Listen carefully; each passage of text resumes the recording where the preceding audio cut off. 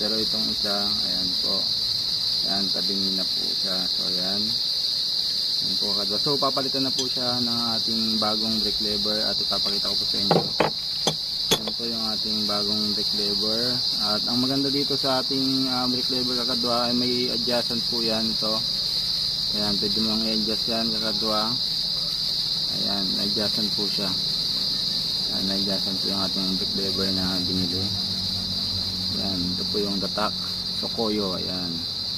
So madali lang naman pong magpalit nito. Babaklasin mo lang ito, yung kanyang pinaka-pin dito.